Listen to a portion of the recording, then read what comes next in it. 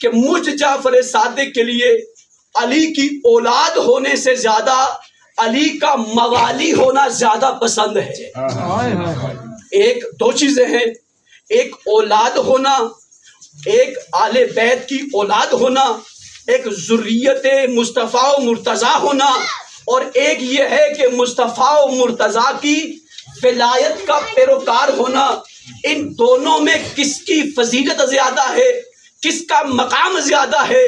تو امام صادق فرماتے ہیں کہ میرے سامنے سید ہونے سے زیادہ مقام کس کا ہے؟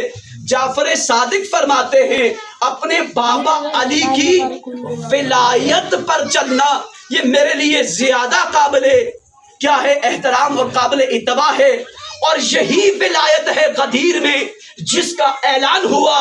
اور میں یہاں پر ببانگ دہل یہ کہتا ہوں میرے اہل سنت بھائیوں، جن کو غدیر کا آج پتہ چلا، توجہ کر رہے بات پہ، سادات سے میں یہ سوال کرتا ہوں، آپ نے اپنے گھر میں آنکھ کھولی جو یہ کہتے ہیں کہ سادات کا یہی دین چلا آ رہا تھا، بس مختصر کرتا ہوں، سادات کا یہی دین چلا آ رہا تھا، اگر تو آپ کو 12 ائمہ کا نام اپنے گھر سے ملا ہے تو پھر تو یہ دین ایسے ہی چلا آ رہا ہے، لیکن اگر آپ کو باہر سے ملا ہے تو جا کے سوچنا، تحقیق کرنا، یہ 12 کا تذکرہ گھر سے کیوں نہیں ملا؟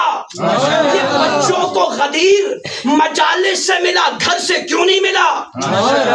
اگر اس پہ توجہ کریں تو آپ کو یہ جواب مل جائے گا۔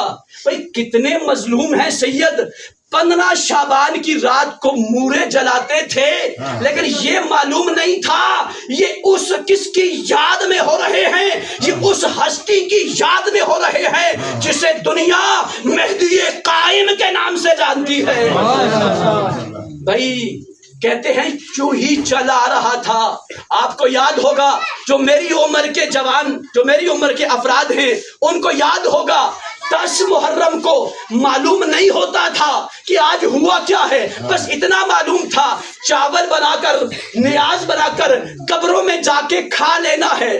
اب پھر کہتے ہو کہ ہمیں یوں ہی چلا رہا تھا، نہیں، کچھ ہوا ہے، کچھ ثانیہ ہوا ہے، کچھ حادثہ ہوا ہے۔ بس آخری پیغام اور اس کے بعد ختم مجلس کرتا ہوں۔ عزیزان گرامی، کہتے ہیں نا سادات میں بڑے ظلم ہوئے، اسی ظلم کا نتیجہ ہے کہ 12 امام جو تمہارے گھر کے تھے تمہیں باہر سے ملے، کسی کو مجلس سے ملے، کسی کو تقریر سے ملے، کسی کو نیٹ سے ملے۔